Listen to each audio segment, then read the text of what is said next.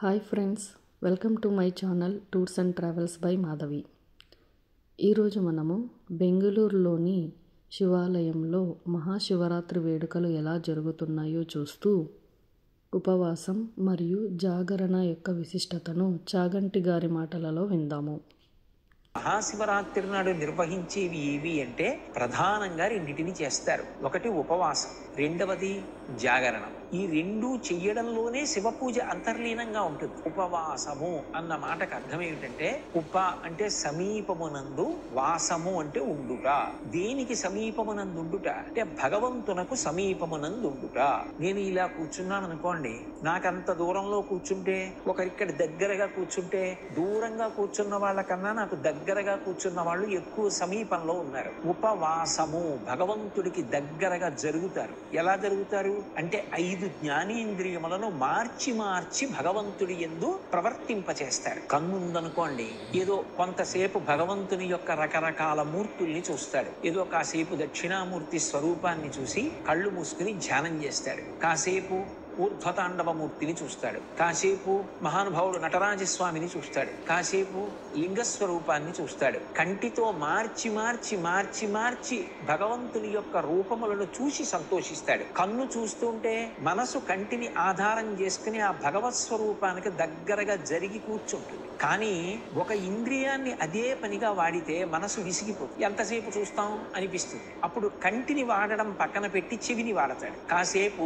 భజన వింటాడు, కాసేపు స్తోత్రం వింటాడు, కాసేపు ఏదో పురాణ ప్రవచనం వింటాడు. కొంతసేపటికి చెవిని వాడగా వాడగా మనసు బడలిపోతుంది. అప్పుడు నాలుకని వాడతాడు. నాలుకని వాడడం అంటే తినడం కోసమని కాదు. ఏదో శ్రీరామ నీనామం ఎంత రుచిరా, ఎంత రుచి, ఎంత రుచి, ఎంత రుచిరా అన్నట్టుగా భగవంతుని యొక్క నామాన్ని పలుకుతాడు. ఆ శంకరుని మీద ఉండేటటువంటి స్తోత్రములను చదువుతాడు. కాసేపు భజన చేస్తాడు. కాసేపు భగవంతుని యొక్క గీతములను ఆలాపనం చేస్తాడు. సంతోషపడతాడు. మళ్ళీ విసుగెత్తుతాడు. మళ్ళీ ఆ నోటిని పక్కన పెట్టి ఇంకొక ఇంద్రియాన్ని స్వీకరిస్తాడు. ఇప్పుడు ఏదో ఆ కన్ను అయిపోయింది, చెవి అయిపోయింది, ముక్కు.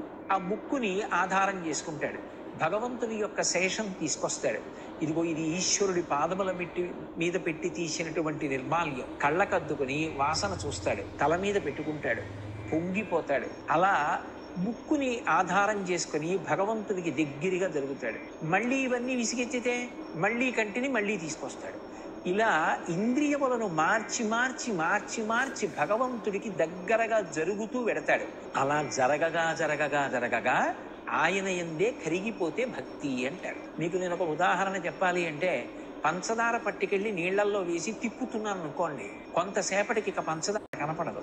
పంచదార గుణము నీటిలోకి వెళ్ళిపోతుంది, నీరు తీయగా అయిపోతుంది. కానీ పంచదార ఏది అంటే కనపడదు. అదే నేను ఒక రాయిని తీసుకొచ్చి నీళ్లల్లో వేసి తిప్పాను అనుకోండి, ఎన్నాళ్ళు తిప్పినా రాయి రాయే, నీళ్లు నీళ్ళే. అలా కరగకుండా దగ్గరకి వెళ్ళే స్థితికి కామము అంటారు. కామము గట్టి పడిపోయేటట్టు చేస్తుంది. నాకు ఇది కావాలి అని కోరుకుని ఒక వస్తువు నా చేత భోగింపబడాలి అనేటటువంటి ప్రయత్నంతో దగ్గరగా జరిగితే కామము ఘనీభవిస్తాడు. నాకు ఏ కోరిక లేదు, ఆయన యొక్క గుణములను అనుభవిస్తూ సంతోషపడిపోతాననుకుంటూ జరిగిన వాడు కరిగిపోతాడు. కాబట్టి భక్తిలో ఐక్యమైపోయేటటువంటి గుణం ఉంటుంది. కామమునందు ఘనీభవించేటటువంటి లక్షణం ఉంటుంది. కాబట్టి ఇంద్రియములను మార్చి మార్చి ఉపవాసం చేస్తే భగవంతుని యందే ఐక్యమైపోతాడు. ఇందులో విశేషమేమి అంటే, ఉపవాసము అంటే ఏమీ తినకుండా ఉండుట అని పక్కన ఒక నియమం చెప్తారు. ఏమీ తినకుండా ఉండుట అన్న మాటకు అర్థం అసలు నోట్లోకి ఏమీ తీసుకోకుండా, కడుపులోకి ఏ పదార్థం చేర్చకుండా అని అర్థం చెప్పకూడదు. అది అశనము అవుతుంది. కానీ అలా అన్నారు కదా అని ఆ రోజు కూడా ప్రతిరోజు తిన్నట్టుగా తినకూడదు. ఎందుచేత అంటే ఇంద్రియములకు కడుపుకి ఒక గొప్ప సంబంధం ఉంటుంది. నేను కడుపు నిండా తినేసాను అనుకోండి, వెంటనే కనురెప్ప పడిపోతుంది, నిద్ర వస్తుంది. అదే సాత్వికమైన పదార్థం కడుపులో పోసాను అనుకోండి, ఏదో ఒక్క గ్లాసుడు పాలు తాగాను, ఆ కాసిని పాలు తాగి భజన చేస్తూ కూర్చున్నాను అనుకోండి, కడుపు నిండిపోలేదు, కనురెప్ప పడిపోదు. ఇంద్రియములు సహకరిస్తాయి. ఇంద్రియములు సహకరించడానికి, శరీరం నీరసపడి పడిపోకుండా ఉండడానికి సాత్వికమైన ఆహారం, రజోగుణ తమోగుణ సంబంధం లేని ఆహారం ఏది ఉంటుందో అటువంటిది పరమ పరిమితంగా తీసుకుని భగవంతుని యొక్క గుణములయందు మునుక వెయ్యడానికి ఇంద్రియములను మనసుని సమాయత్తం చేసేటటువంటి ప్రక్రియకు ఉపవాసము అని పేరు. అంతేకాని అసలు తినడమా తినకపోవడమా అన్నది నిర్ణయించడం ఉపవాసం కాదు. ఎంత తిని భగవంతుని యందు అనురక్తం కావాలి అన్నదాన్ని జాగ్రత్తగా సమతౌల్య స్థితిని ఏర్పాటు చేసుకోవడం ఉపవాసం. ఈ ఉపవాసం మహాశివరాత్రి నాడు జాగరణం చెయ్యడానికి కూడా ఉపకరణం కావాలి. ఇప్పుడు ఉపవాసం అంటే భగవంతుని కన్నా దూరంగా ఉంటుందా ఉపవాసం? ఏమీ తినకుండా కూర్చుని అక్కర్లేని పనులన్నీ చేస్తూ కూర్చుంటే ఉపవాసం అవుతుందా? అవదు. పాలు ఎందుకు తాగి కూర్చున్నావు అంటే ఏదో అక్కర్లేని విషయాలన్నీ మాట్లాడడానికి కాదు, ఆ రోజున ఇంద్రియములను మార్చి మార్చి భగవంతుని యందు మగ్నం అవడానికి. అది ఉపవాసం. ఇప్పుడు అసలు భగవంతుని యొక్క పూజ ఉపవాసము రెండు వేరుగా ఎందుకయ్యాయి? ఉపవాసం ఉండి పూజ చేయండి అన్న మాట ఎలా వస్తుంది? ఈ పూజ చేసేవారు ఉపవాసం చెయ్యక్కర్లేదు అన్న మాట ఎలా వస్తుంది? రెండూ అసందర్భమే. ఉపవాసమే పూజ, పూజయే ఉపవాసం. దాని కొరకు ఆహార నియంత్రణము అంతర్భాగం. రెండవది జాగరణము. ఇది 365 రోజులలో 364 రోజులు అన్వయం కాదు, ఒక్క మహాశివరాత్రి నాడే అన్వయం. ఆ రోజు రాత్రి జాగరణ చేస్తారు. జాగరణ అన్న మాటకు అర్థం ఏమిటంటే తమోగుణమునకు వశపడకుండా ఉండడం, అంటే నిద్రపోకుండుట. నిద్రపోకుండుట అన్న మాటకు అర్థం కేవలం నిద్ర రాకుండా ఉండడం కోసమని మనసుకి ఎటువంటి ఉత్ప్రేరకాన్ని ఇవ్వాలో అటువంటి ఉత్ప్రేరకాన్ని ఇచ్చి తెలివిగా ఉండడం మాత్రం కాదు. నేను జాగరణ చేస్తున్నానండి అని చెప్పి వేదం ఎటువంటి పనులు చెయ్యకూడదని చెప్పిందో అటువంటి పనులు చేసి నేను తెలివిగా ఉన్నాను కాబట్టి నేను జాగరణం చేశానా అండి అంటే కుదరదు. జాగరణము అన్న మాటకు అర్థం ఏమిటంటే లోకమంతా నిద్రపోతోంది, అంతా నిద్రపోతోంది అన్న మాటకు అర్థం ఏమిటి? బడలికని తీర్చుకుంటున్నారు. అందరూ బాహ్య ప్రపంచంతో కానీ ఆత్మతో కానీ ఎరుకలేనటువంటి స్థితిలో పడి ఉండగా యోగి ఒక్కడు మాత్రం ఆత్మ విచారణ చేస్తూ ఉంటాడు. దానికి జాగరణం అని పేరు. భగవద్గీతలో చెప్పినట్టుగా యస్యాత్ జాగర్తి సంయమీ అంటారు. సంయమీ అంటే ఎప్పుడు అంతర్ముఖత్వాన్ని పొందినవాడు లోకమంతా నిద్రపోతున్న వేళ తాను తెలివిగా ఉన్నాడు అని గుర్తు. అంటే తాను అజ్ఞానమునకు వశపడలేదు. అంటే ఆ రాత్రి తెలివిగా ఉండుట అన్న మాటకు అర్థం ఏమిటంటే ఏ చీకటి ఉన్న వస్తువు తెలియకుండా చేసిందో ఆ చీకటిలో తడువుకోకుండా చీకటిని పోగొట్టుకోవడానికి దీపము సహాయంగా తెచ్చుకుంటా.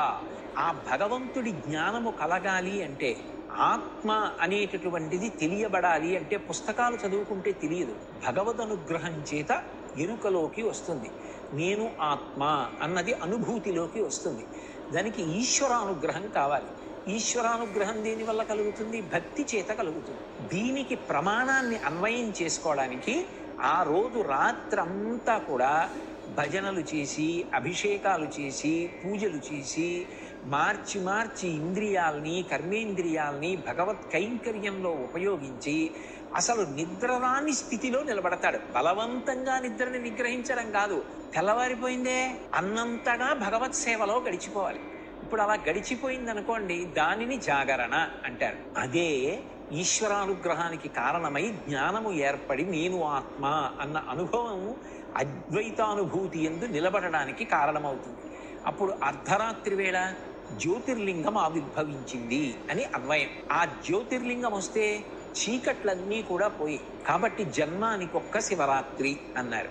ఏ జన్మ అయినా సరే తరించడానికే కదా.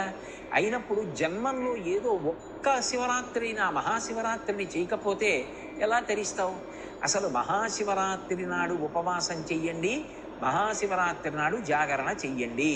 ఈ రెండు మాటలకి అర్థం అది. ఇప్పుడు ఈ రెండు చేసేటప్పుడు ఎవరికి ఎంత శక్తి ఉన్నదో అంత శక్తితోనే భక్తి ముడిపడుతుంది. నేను మీతో ఒక ఉదాహరణ చెప్పాలి అంటే, ఒక మధుమేహ వ్యాధిగ్రస్తుడు ఉన్నాడు. ఆయనకి కడుపులో ఏదో ఒక పదార్థం వేయకపోతే శరీరం పడిపోతుంది. ఇప్పుడు భగవంతుడు ఆయన ఏదైనా కాస్త సాత్వికమైన పదార్థమో పండు ముక్కో తిన్నాడనుకోండి, ఆయన ఉపవాసం భంగం అయిపోయిందండి, కాబట్టి ఆయనకి ఏ పుణ్యం రాదండి, ఆయన శివరాత్రి చెయ్యలేదండి అని నిర్ధారించకూడదు.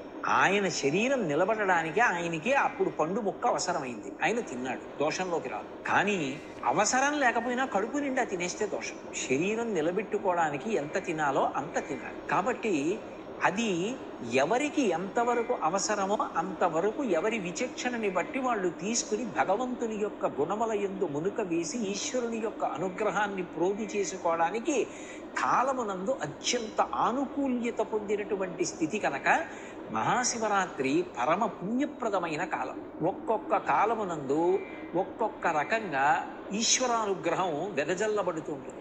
మహాశివరాత్రి నాడు చేసేటటువంటి ఉపాసన కొన్ని కోట్ల జన్మలకి సరిపడగలిగినంత అనుగ్రహాన్ని ఈశ్వరుడు వెదజల్లేటటువంటి కాలం. అందరికీ మహాశివరాత్రి శుభాకాంక్షలు. ఇటువంటి వీడియోస్ చూడడానికి మా ఛానల్ని సబ్స్క్రైబ్ చేసుకోండి.